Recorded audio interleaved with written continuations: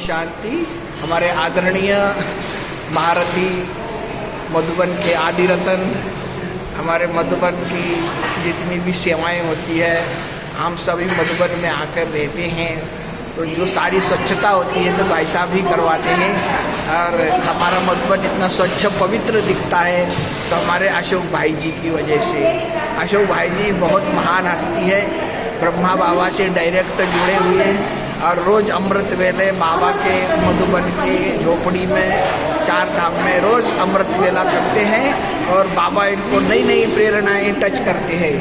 तो आदरणीय भ्राता अशोक भाई जी हमको आज पुरुषार्थ में आगे बढ़ने के लिए नवीनतम प्रेरणा दे रहे हैं।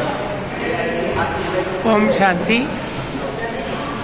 वर्तमान समय ये जो एनुअल मीटिंग हुई है, इसके बाद मेरे मन में एक ये विशेष विचार चलता है कि हम ब्राह्मण बच्चे अभी बाप समान संपूर्ण स्थिति को प्राप्त करने के लिए ऐसी भावनाएं अपने अंतर मन में जागृत रखें कि हम हर आत्मा के प्रति शुभ भावना रखें और ऐसा सोचें कि ये कल्प का अंत समय है।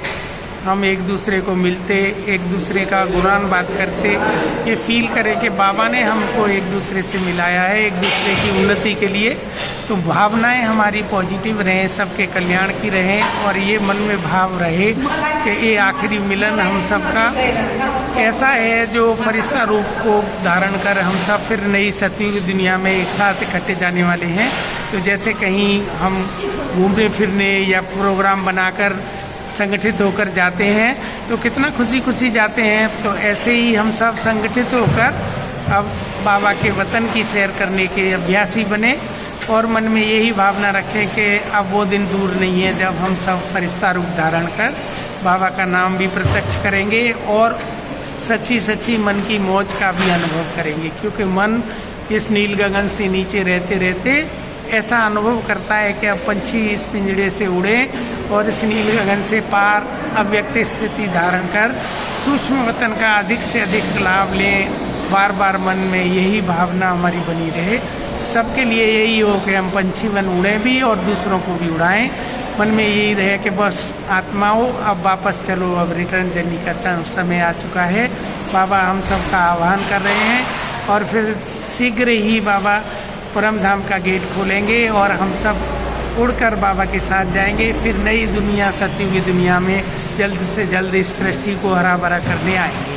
ऐसा मैं अनुभव करता हूँ कि हर ब्रह्मवत्स अपने सम्मान में रहे और ये सोचे कि बाबा ने हम सबको इस सृष्टि का उद्धार करने के लिए निमित्त बनाया है। एक दूसरे के लिए सहयोग करते हुए हर आत्मा के प्रति ये भावना रखें कि अभी इनका जो ओरिजिनल स्टेटस है आत्मा का वो इमर्ज हो और सद्गुणों से भरपूर हो जाए आत्माएं। ऐसी हर आत्मा ज्ञानी अज्ञानी सबके प्रति हमारा हृदय शुभ भावना से भरा हो। सब बाबा के बच्चे हैं और सभी बाबा के कार्य में मददगार हैं और नई सृष्टि की स्थापना में ज्ञानी अज्ञानी सबका योगदान है। इसलिए एक दूसरे के सहयोग को स्वीकार करते हुए ये भावना रखेंगे कि जितना जल्द से जल्द इस सृष्टि परिवर्तन में हर बच्चा सहयोगी बनेगा। ये बाबा का कार्य है, बाबा की बुझाएं हैं सभी।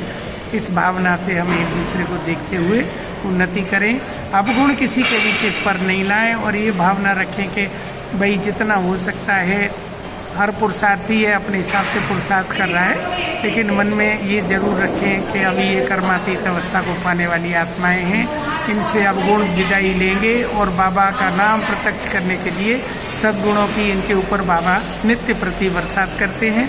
विशेषतः अमृत वेले का जो समय है वो हम सब ब्रह्मवत्सों के लिए अमृत तुल्य है, उसका विशेष सभी अटेंशन देंगे और उसके लिए हमारा रात्रि भोजन दिनचर्या संतुलित हो, आराम करने का बराबर ध्यान दें और मन में यही रखें बाबा अब सेवा करनी थी वो आपने बहुत करा ली, अब अनेक आत्माओं को निमित्त बन के करने दें।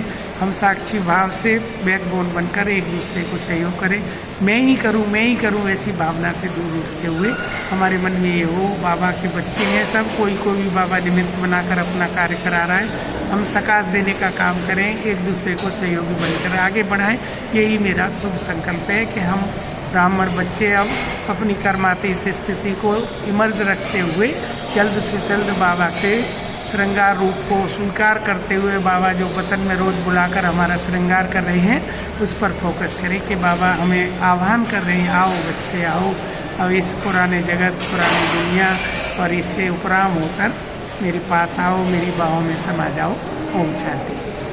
बहुत ही सुंदर हमारे आदरणीय भ्राता अशोक भाई जी ने अपने जीवन का सार और योग का सच्चा अर्थ और किस तरह हमें योग लगाना चाहिए ये सारी कमेंट्री भाई साहब ने करवाई।